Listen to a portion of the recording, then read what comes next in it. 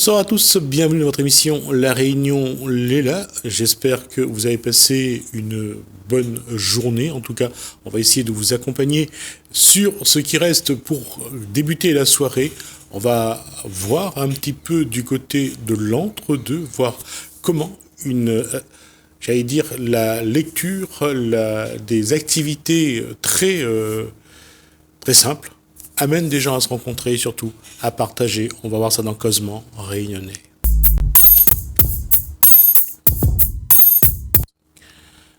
Bonsoir Sandrine Perrine. Bonsoir. Alors, c'est lire, dire, écrire, selon l'association ? C'est une association qui est située à l'Entre-deux. Et qu'est-ce qu'on peut dire c'est vous qui l'avez créée, cette association ? Non, j'y travaille depuis bientôt 3 ans, mais ce n'est pas moi. D'accord. Qu'est-ce qu'on y fait ? Bien sûr, il y a lire, dire, écrire, donc l'éducation étant un petit peu le fil conducteur. Qu'est-ce que vous faites un petit peu dans cette association ? Alors, dans cette association, je suis animatrice et référente sur le dispositif Casa Lire, à savoir que l'association porte différents dispositifs. La Casa Lire, la Casa Jeu, un service de prêt, le potager, on a beaucoup de dispositifs.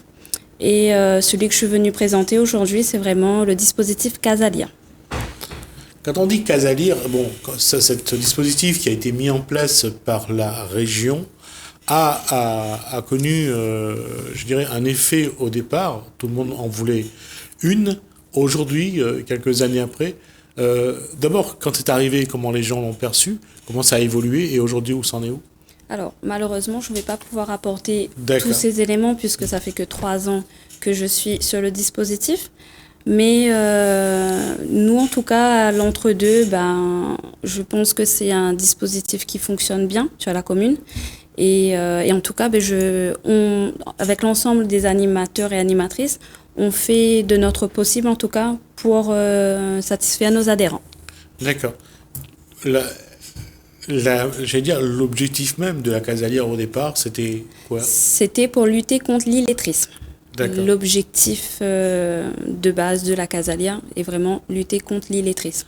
Si on reste sur ce point-là, Sandrine Perrine, comment vous luttez contre l'illettrisme au sein de votre Casa Lire ?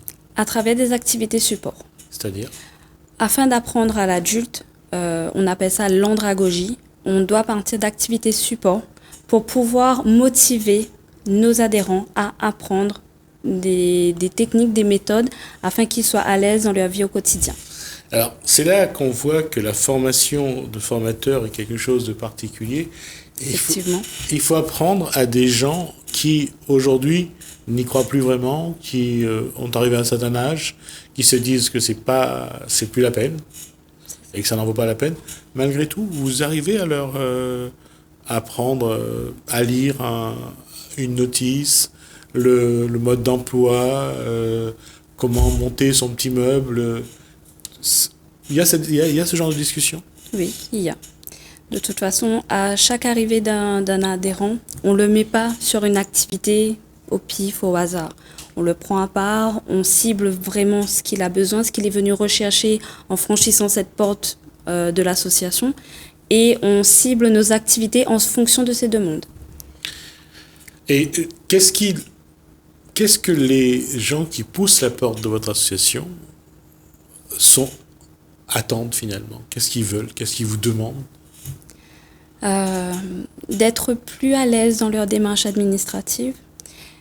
Pas que, mais aussi de pouvoir, quand ils vont au marché forain, exemple type, et qu'on leur demande, 2 kilos de tomates, ça fait 2,40 €, de pouvoir donner ces 2,40 € là. Parce qu'actuellement, nos adhérents, ils donnent un billet de 10 € et ne savent pas la monnaie qu'ils vont recevoir. Donc, c'est important aussi pour eux d'arrêter de donner une monnaie au pif ou de donner leur porte-monnaie aux personnes et qu'elles se servent directement. Et justement, à ce niveau-là, quand on voit que, quel que soit l'âge, que ce soit un jeune de 25 ans ou quelqu'un de 50 ans ou de 70 ans, on voit qu'il y a cette carence dans l'apprentissage, ne serait-ce que de l'argent, de ces papiers administratifs. Une association telle que la vôtre, qu'est-ce qu'elle peut encore faire aujourd'hui ? Qu'est-ce qu'elle peut apporter ? Ou qu'est-ce qu'elle apporte ? Elle apporte aussi tout le côté numérique. Sachant que maintenant, toutes nos démarches sont dématérialisées, nous accompagnons aussi ces adhérents à être plus à l'aise dans l'outil informatique. Et l'apprentissage se fait avec des professionnels ou bien c'est... Avec des animateurs et animatrices de la Casalia. À savoir qu'il y a 2 ans de cela, la région nous a proposé une formation pour pouvoir professionnaliser notre poste. Et moi, j'ai suivi ces 2 sessions de formation, et ce qui m'a permis d'être aujourd'hui animer mes séances aisément. Et je sais ce que je fais sera un plus pour mes adhérents, parce que je suis en capacité aussi d'évaluer, de m'auto-évaluer et d'évaluer aussi les acquisitions de mes apprenants. En 3 ans, comment vous avez vu évoluer ceux que vous avez accompagnés, que ce soit dans la lecture, dans compter son argent, Oui. donner la bonne somme sur un marché forain ou dans un commerce? Comment vous avez vu évoluer ces personnes? Je vais prendre juste un exemple. J'ai suivi une adhérente qui, comme je vous ai dit, arrivait dans un commerce ou au marché forain, ne savait pas donner la monnaie. Et une fois, elle est allée dans une grande surface, et on arrive pour payer ses marchandises. La caissière lui a moins rendu ce qu'elle devait donner. Et donc, elle a pris quelques minutes. Elle n'a pas réagi sur le coup comme une personne qui aurait pu faire des calculs mentaux. Elle a pris quelques minutes, elle a bien analysé, elle a bien compté l'argent que la caissière lui a rendu. Et elle s'est rendue compte qu'il lui manquait de la monnaie. Et c'est là où je me suis sentie fière de toutes les séances qu'on a pu travailler ensemble et de la voir maintenant autonome dans cette gestion-là de sa vie. C'est quelque chose qu'on ne voit pas trop parce qu'on a l'impression que le monde moderne évolue et que les choses se passent bien. Mais il y a aussi ceux qui n'ont pas eu d'instruction, ceux qui ne connaissent pas, qui ne savent ni lire ni écrire et qui restent un peu en marge. Comment aujourd'hui, j'allais dire à cette société, elle n'est pas aussi en avance que ça, qu'il y a encore beaucoup de gens qui ont besoin d'apprendre, qui ont besoin d'acquérir des notions, que ce soit en chiffres, en lettres, et qu'il faut leur donner du temps. Mais à travers ces dispositifs, on voit la situation, la vraie situation, en étant sur le terrain. Mais vous avez l'impression quand même que ceux les responsables ne sont pas conscients des problèmes qui restent encore? Alors, je pense qu'ils sont conscients. Si ces dispositifs-là existent, c'est qu'à un moment donné, ils ont pris conscience qu'il y a quelque chose qui cloche, il y a quelque chose qui n'a pas marché dans ce qui a été mis en place. D'accord. Donc, c'est pour ça qu'il y a ces dispositifs-là qui ont été créés. Après... Comment, justement, aujourd'hui, comment faire en sorte que l'environnement, la société, n'oublie pas ces personnes-là? Parce que là, il y a des dispositifs, et vous avez raison de le dire, mais malgré tout, les moyens sont minimes. Sont faibles par rapport aux besoins. En effet. Mais c'est peut-être par le biais d'une communication, mieux faire connaître les Casalia, avoir plus d'émissions consacrées à elles, voir vraiment ce qu'on fait, le travail qu'on met en place pour aider ces personnes-là. Je pense que déjà, ça serait un point positif, déjà de mieux les connaître, avant de les juger aussi, ces Casalia. Il y a déjà un fait, c'est que la Casalia, c'est déjà un support pour amener des personnes à évoluer. Il y a ça. Quels sont les autres supports que vous avez au sein de votre association pour accompagner les autres personnes? Alors, nous avons aussi la case à jeux. On met à disposition des jeux. Alors, la case à jeux, pour vous, c'est? C'est une ludothèque. D'accord. C'est pour un public de quel âge? On n'a pas d'âge. On commence de 6 mois à 77 ans.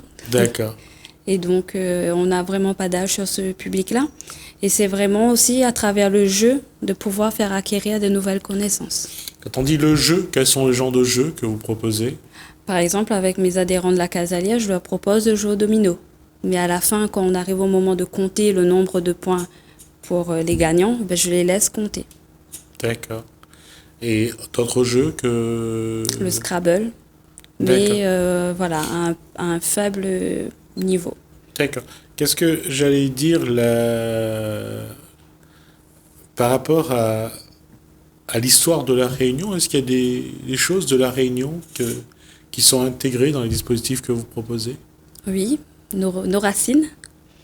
Alors, toujours, il y a 2 ans de cela, lorsque j'ai suivi l'action de formation proposée par la région Réunion, le formateur nous a dit que pour pouvoir motiver l'adulte à apprendre, on devait travailler à partir des activités support.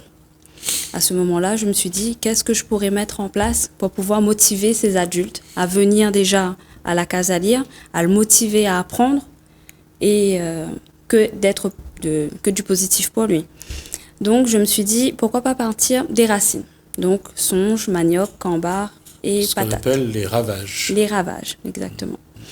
Donc, à travers ces racines, donc, j'avais fait une journée partage au sein de l'association pour expliquer qu'est-ce que je voulais, voilà, le projet. Mais j'avais mis le projet en place, mais sans ces adhérents-là, je ne pouvais pas faire grand-chose. Je sais cuisiner les racines, mais ça ne va pas être comme ces adhérents. Je vous rassure, moi je sais juste les faire bouillir. Donc, à savoir qu'on peut les faire bouillir au sucre et au sel. Donc c'est tout... c'est tout ce que je sais faire. Donc, voilà. Même faire un curry fouille à pain avec du poivre et du thym, je pense pas, et du safran, je pense pas que je saurais le faire. Donc rassurez-vous. D'accord, je suis totalement rassurée. Donc à savoir, après, chaque mercredi du mois, on se réunissait au Fort à Pain, c'est une association aussi à l'entre-deux, pour pouvoir cuisiner autour d'une racine. Donc je peux prendre le patate, on a fait rôti porc aux patates. On a fait des gratins, le fameux gâteau patate. Et après, on a un petit peu personnalisé. On a mis des raisins secs, des pépites de chocolat. Voilà. Et toutes ces journées-là, chaque personne avait une mission. On avait celle qui était un petit peu plus dans la directive, mais des desserts. Et j'avais une personne qui prenait note des recettes. Bah oui, parce que la finalité vraiment de ce projet-là était d'écrire un livre recette autour de ces racines. Donc nos journées se passaient très bien. Et justement, puisqu'on parle de patrimoine, on parle de ses racines, quand il s'agit de produits de la Réunion, de faire avec les produits de la Réunion, le public réagissait différemment, ou il y avait un peu plus d'émotion, il y avait un peu plus d'envie? Il y avait beaucoup plus d'envie parce que c'était nos racines, c'est notre tradition. On n'a pas pris... la cerise de France, le goya de France, bon, bref. On a vraiment pris notre culture. Et ces recettes-là, c'était nos adhérents qui avaient les ingrédients, la préparation, c'était elles qui connaissaient.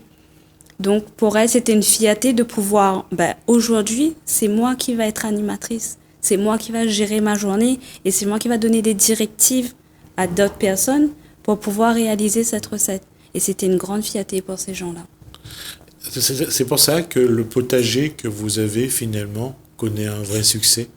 Oui. Ces gens-là sont attachés à leurs racines, en double sens bien sûr, à leurs racines, aussi à ce patrimoine qui est celle de leurs parents, de leurs grands-parents, et aussi de transmettre, parce que c'est une façon de transmettre aux enfants qui viennent travailler avec eux. C'est ça. Donc on a 2 classes de CP, une classe du lycée de l'école qui se trouve juste à côté de notre association, qui viennent 2 fois par semaine pour venir planter, entretenir le jardin potager.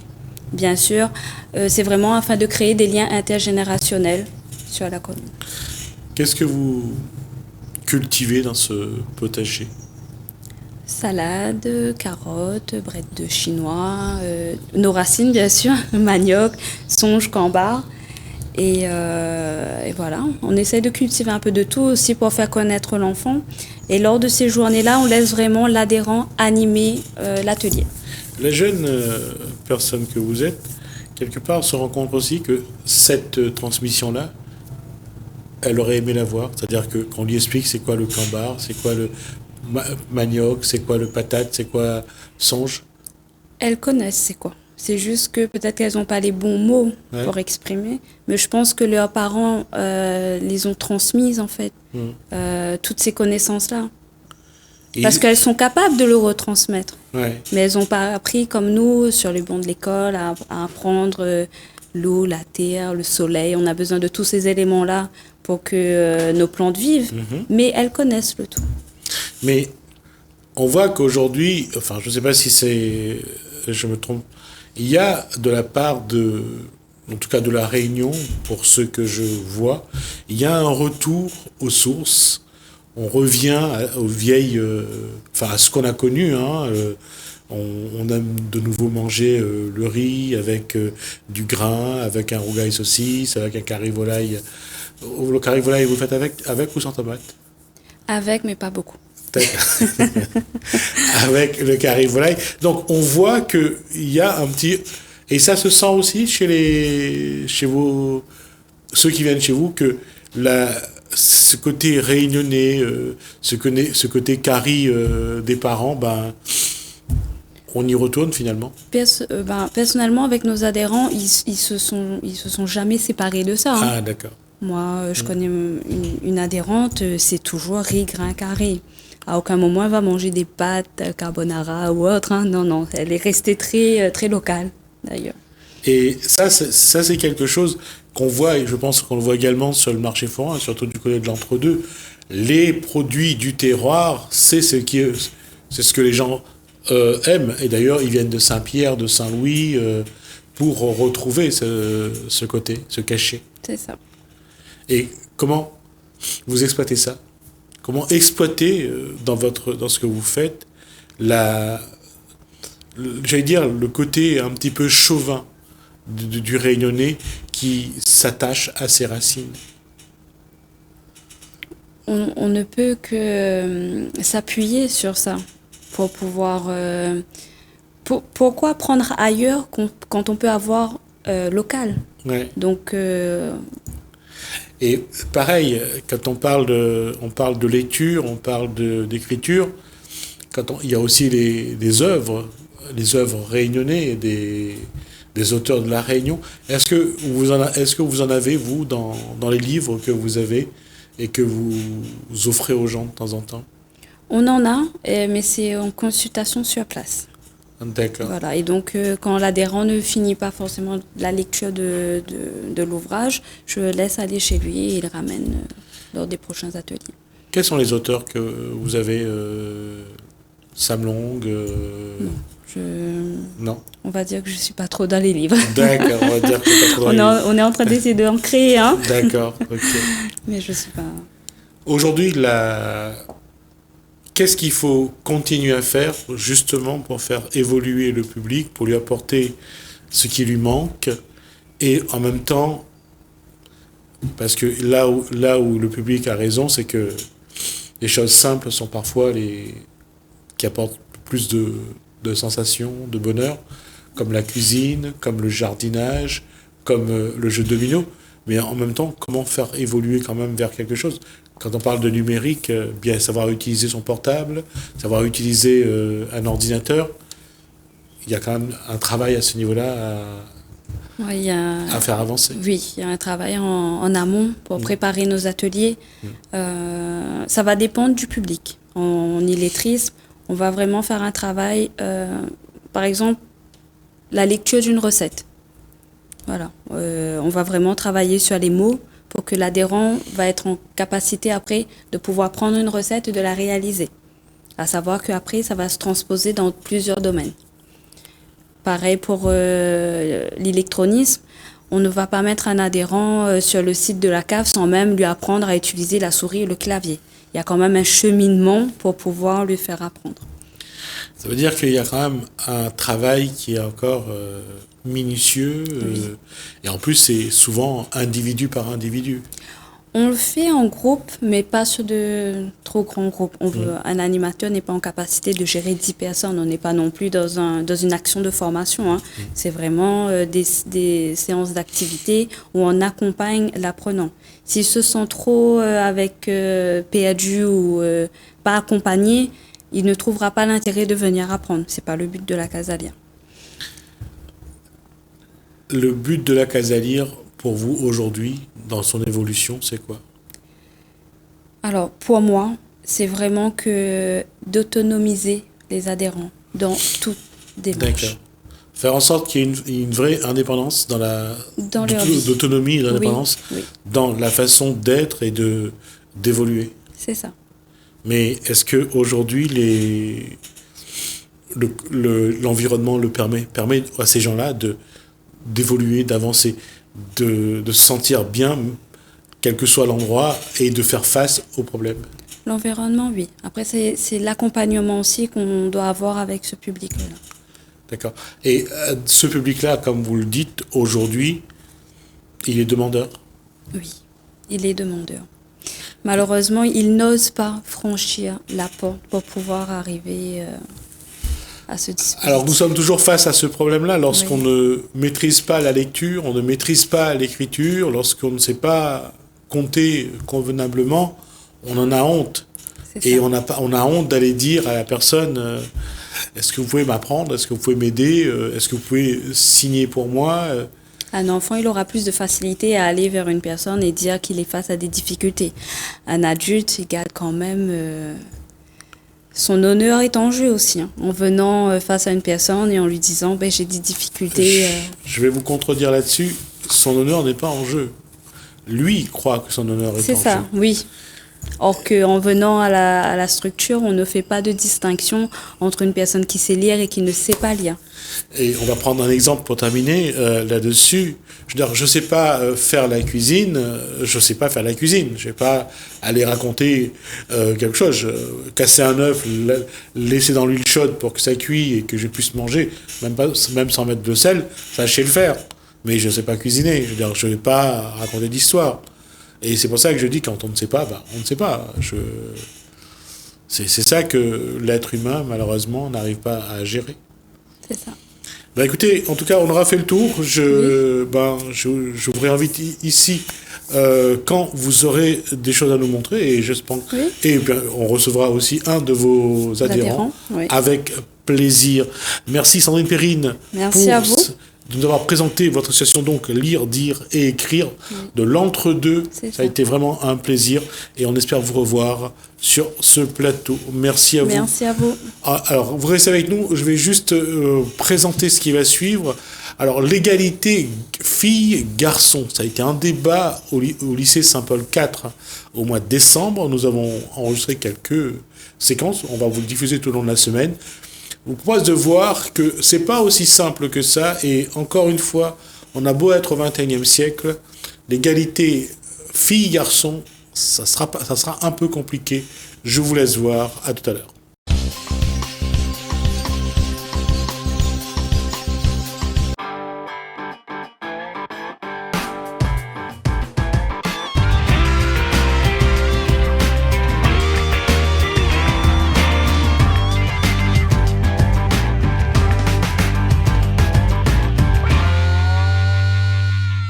Dans la société aujourd'hui, il y a encore des gens qui ont encore une idéalise de la femme, et ce qui fait que des fois, quand on entend encore ça, pour certaines personnes qui n'ont pas la bonne morphologie, ça crée des complexes et qui est vraiment vexant. Et ça, c'est vraiment grotesque, quoi. Mais chez les femmes, on en parle plus, on juge plus la femme qu'on va juger un homme dans la rue parce que il a du ventre, parce que ceci, ou parce qu'il est mannequin en grande taille, ou quoi que ce soit. Enfin, c'est mon avis. Moi, je voudrais dire que la société, elle pousse à la consommation, et les deux leviers principaux, c'est la mode, c'est le sport. Donc la mode, on voit beaucoup de femmes très maigres, ça commence à changer, effectivement ça commence à changer, mais pendant longtemps, les filles étaient très maigres, voire même presque maladives, c'est pas compliqué. D'ailleurs, dans le terme de la mode, dans le milieu professionnel, on les appelle des porte-manteaux. Vous voyez un petit peu comment on considère la femme dans ce milieu de la mode. Et parmi les plus âgés, je veux dire, dans le lycée, on a des jeunes et on a aussi des anciens, tu vois. On n'a pas forcément la même mentalité et tu te mets des barrières parce que tu te dis, tu es dans un lycée, tu partages avec tout le monde. Ça peut être, certains se sentent mal à l'aise face à ta tenue ou quoi que ce soit. À ce moment-là, c'est à toi de te fixer des limites. Voilà, donc ça dépend. Ça dépend de ta mentalité, de ce que tu acceptes toi ou pas, tu vois. Une femme qui, non mais c'est vrai, une femme qui sort par exemple avec un t-shirt et qu'on voit les auréoles apparentes ou les tétons qui pointent. Je trouve que pour moi, c'est trop sexualisé, on va dire. Par contre, une femme qui sera topless sur la plage, on va la regarder comme ça, même si ça commence à être plus fréquent. C'est pas normal, enfin je veux dire c'est quelque chose de normal, je veux dire une femme qui nourrit son enfant, elle a des tétons, vos pères ils ont des tétons, c'est voilà. Et par exemple même, je prends l'exemple par exemple les hommes qui sont, je sais pas, musclés ou quoi que ce soit, on voit les tétons mais c'est petit. Mais un homme, si on prend l'exemple d'un homme obèse qui a la poitrine qui pend un peu ou quoi que ce soit, à travers un t-shirt, on va voir exactement la même chose qu'une femme. Et pourtant, ça sera pas dérangeant en fait. Par exemple, il y a des personnes, elles vont aller sur Instagram ou autre, elles vont se prendre en photo avec leur tenue et dire ouais, j'ai vu du lycée aujourd'hui. Mais la tantine, elle était habillée vraiment en nuisette avec. Enfin, elle a des bottes, c'est bien les bottes. Mais elle était en nuisette quoi. Et tu viens pas au lycée en nuisette non plus, il y a des limites. Par exemple de Kim Kardashian qui a sorti sa marque de cycliste, tout ça, enfin de gaine et tout. Il y a des modèles pour femmes fines, il y a des modèles pour femmes rondes, et je trouve que ça commence vraiment à évoluer. Donc si on peut encore parler d'inégalité à ce niveau-là, je sais pas, après peut-être dans les grands magazines ou dans les grands défilés, mais ça commence vraiment à changer. Oui, je voudrais rajouter un mot là-dessus. Effectivement, c'est toute l'image de la femme qui est véhiculée dans les médias, dans les films, dans les publicités. Et c'est vrai qu'on instrumentalise à mort. On sexualise à mort le corps des femmes, alors que c'est pas la même chose du tout avec les hommes. Et ça, c'est pas normal.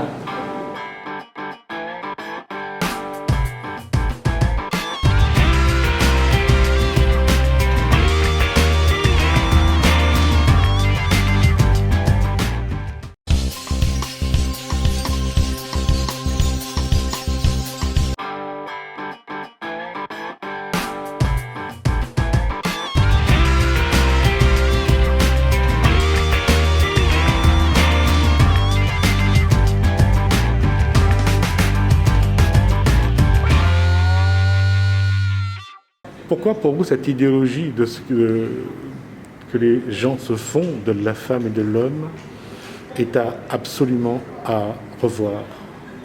Parce que en fait, le problème de cette idéologie qu'on fait des hommes et des femmes, c'est que ça crée beaucoup de complexes et de problèmes chez les jeunes, par exemple. Les jeunes sont les plus touchés, c'est l'exemple le plus concret qu'on peut avoir, que beaucoup de jeunes sont complexés, osent pas s'afficher, osent pas se cacher parce qu'ils ont peur des critiques, ils ont peur d'être jugés en permanence, et tout ça à cause justement de cette idéologie qu'on fait, parce qu'ils sont différents de l'image qu'on donne d'une femme ou d'un homme en société.